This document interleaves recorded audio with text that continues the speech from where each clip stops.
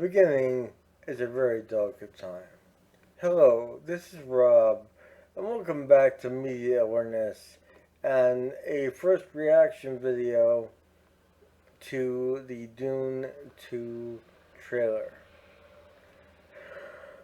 Before I go any further, I'd like to ask you all to please consider subscribing to my channel and becoming part of my lovely YouTube family.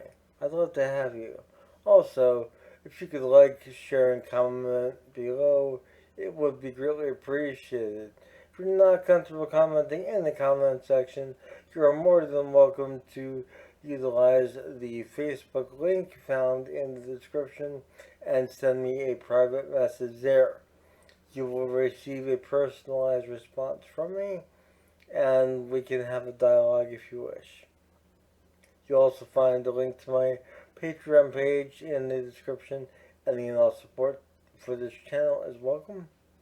In addition to the Amazon Media Awareness wish list, where you can pick and choose items for me to review, unbox, etc.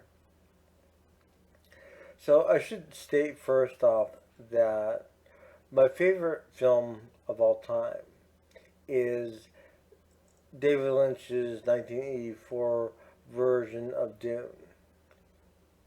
And that has not changed even after seeing Denis Villeneuve's Dune Part 1 or the Sci-Fi Channel Dune miniseries for that matter, which I enjoyed both immensely. Denis Villeneuve's Dune really captures the essence of the plot of the book very well. It is a complex system that he really conveyed in a very accessible manner, in my opinion. I am going to avoid comparisons between Lynch's and the Sci-Fi Channel, but I'm going to say, with regard to Lynch's, I am one of those people that really appreciated the strangeness of it and the grounded nature of the technology in that film when I first saw it. And I was just a young teenager when I first saw it videotape, and I really wish I'd gotten to see it in the theater. But even watching Lynch's Dune on VHS at the time was just a mind-blowing experience for me. It was unlike anything I'd ever seen before, or ever again for that matter. And I thought it was just brilliant. And it actually is what made me a long time Dune fan. That movie prompted me to want to read the books, so I devoured Frank Herbert's books and went on to the works of Brian Herbert and Kevin J. Anderson once they started becoming available on audio CD, because that's how I have my Dune books right next to me here on my desk. I have a shelf, well, two shelves actually, of Dune audiobooks, and I'm behind by several, but that's okay.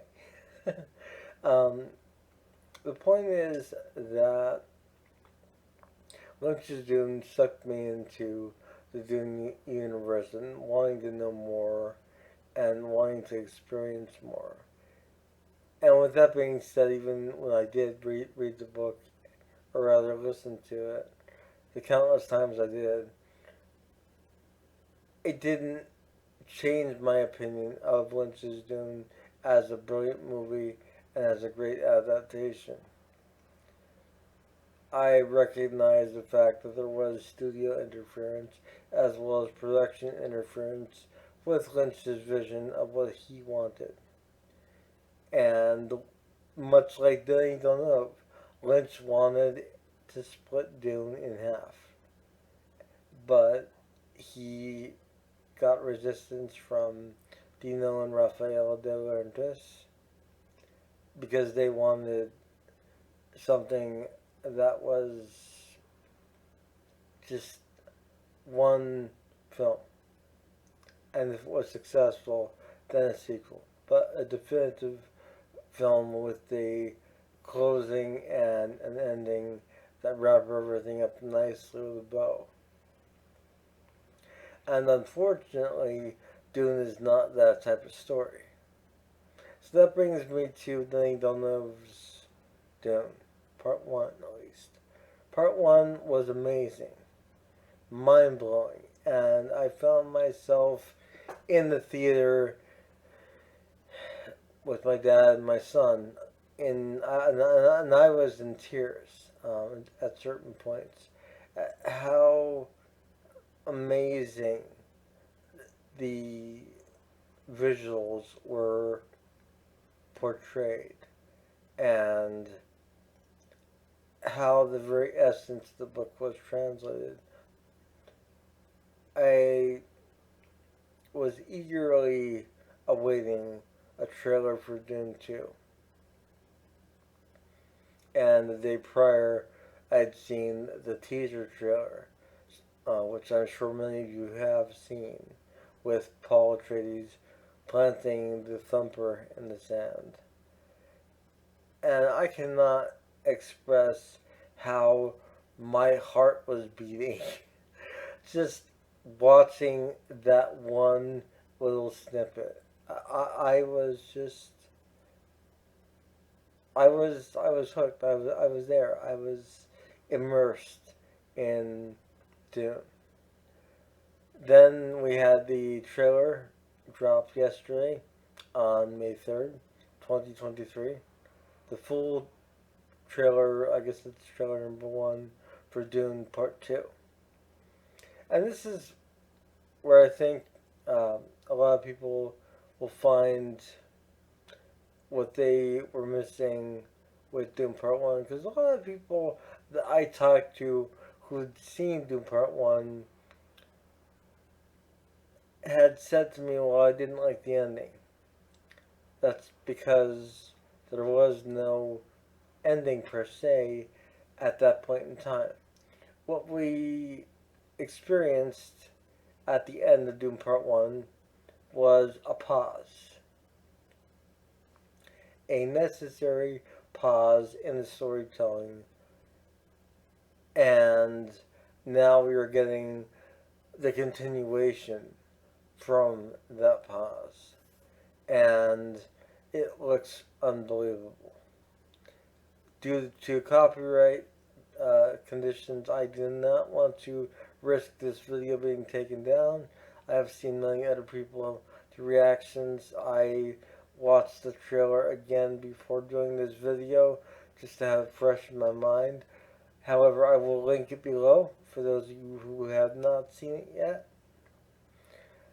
Spoilers ahead, and I won't keep this too long, but I do want to say that I think Florence Pugh as Princess Irulan is truly regal. She is the perfect casting for Princess Irulan. And I know many people might think that Princess Irulan is an insignificant character in the grand scheme of things. However, that is not the case.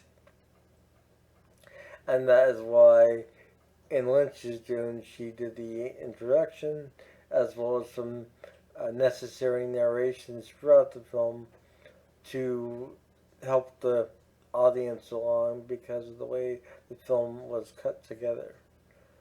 And of course, that was Virginia Madsen playing the princess in David Lynch's Dune.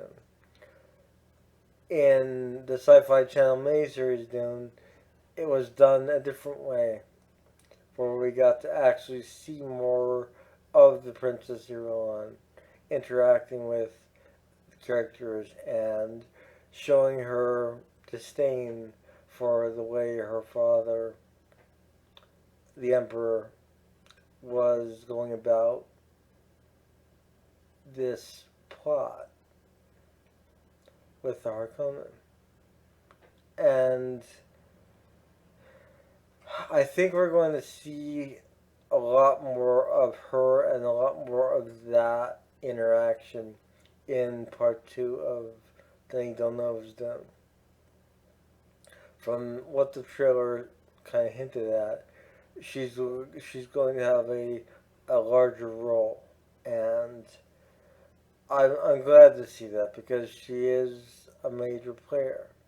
Not as much so as say Chani or Jessica, but she is still a major player in the overall plot and the overall scheme of things. That was played down in Dune, in David Lynch's Dune, for time purposes. However, Virginia Madsen herself, did come forth and admit that she was signed on for a two-picture deal. So I don't know if that would have been Dune Part 1 and 2 or Dune and Dune Messiah, with Dune Part 1 and 2 being considered one film at that point in time. Who's to say? But I do know that from the trailer that we got, it it ramped up rather nicely with the uh, the moment where Paul Atreides kind of has to prove himself as being worthy to be Fremen. And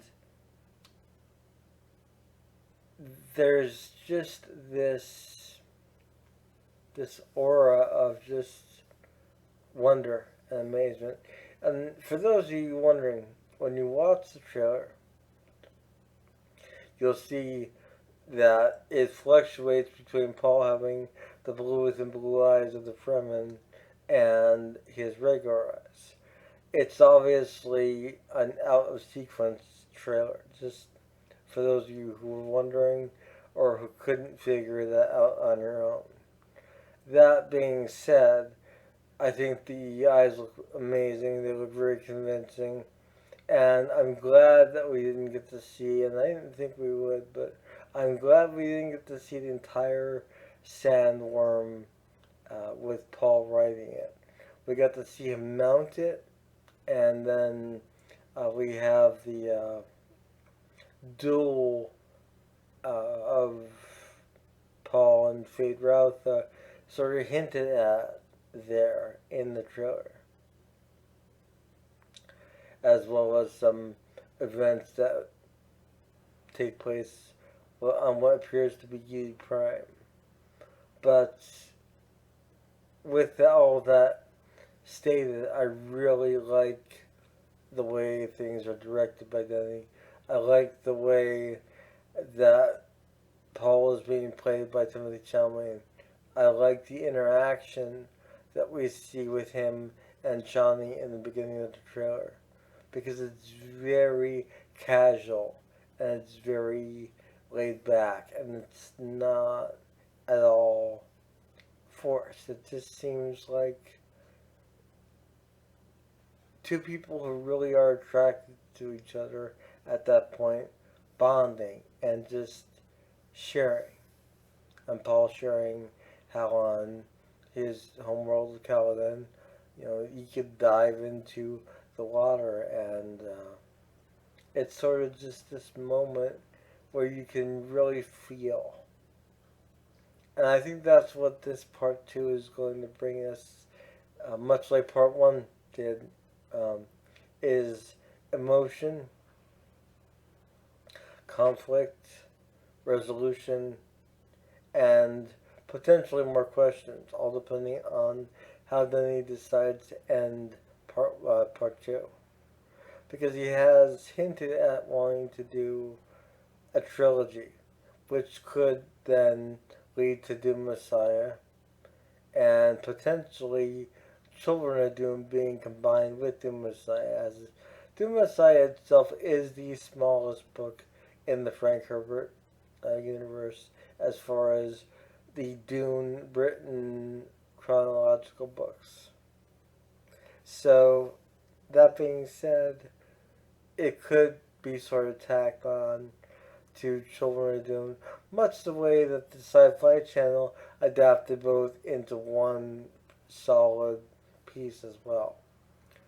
It worked for sci fi, and I think that then you could also do it justice on a grand scale.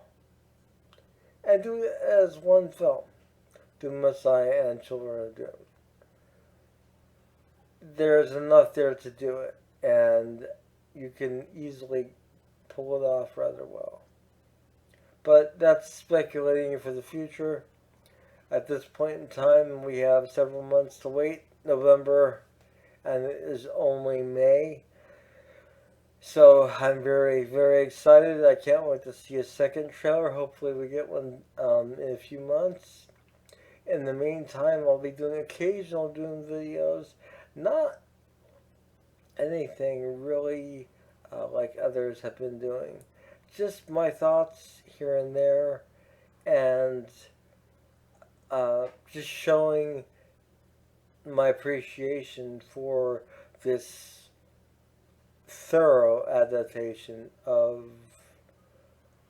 Frank Herbert's source material in visual form.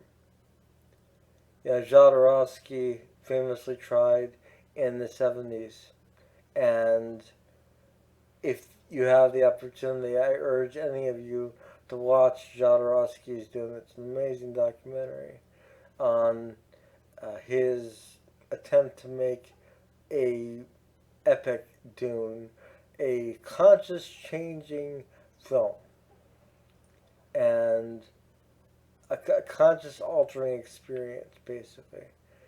And I think that would have been an amazing feat. I think it would have been truly magnificent, having seen Jodorowsky's other work. He is a genius, and I would have liked to have seen that. But the most we have is his documentary. Of course, famously after that, the rights were then handed to Ridley Scott, who sadly was unable to really have a chance to even really get started due to his personal life, which I fully respect. And then, of course, Daniel De Laurentiis uh, hiring David Lynch to direct Dune in 1984, which, if you've ever seen Lynch just speak of it, when he does, and it's very rare, his biggest problem was that he did not have Final Cut. And for a director, I tend to see where he's coming from, as he's always had Final Cut, even when not credited as such. And for someone like himself with a certain vision in mind, a certain visualization of what he's trying to capture, you're basically hamstringing the person by not giving them that. I'm glad that Denis Villeneuve has the upper hand, so to speak, with Legendary and Warner on this collaborative effort making his Dune Part 1 and 2, and that he is able to split it into two halves, as it really needs to be. And now that that's a more common practice, thanks to Peter Jackson, The Lord of the Rings, it's better to give yourself more time to tell a story, as opposed to being confined to a set running time. And when I saw Dune Part 1 in the theater, it was like I had just gone in and the movie had just started and it was over. It didn't seem long to me at all. So I hope that you have enjoyed my Dune reaction video. I was spellbound by this trailer, and like I said, I will link the trailer below in the description. It was amazing, it was captivating, it was thought provoking, and above all, it got me even more psyched than I've already been for the Villeneuve's Dune Part 2. Let me know your thoughts on the trailer if you've seen it, and if you're not comfortable commenting in the comment section with those thoughts, you are more than welcome to message me privately via the Facebook link. Also, please like, share, and consider subscribing to my channel once again and becoming part of my ever growing YouTube family. I will see you all soon. The spice must flow.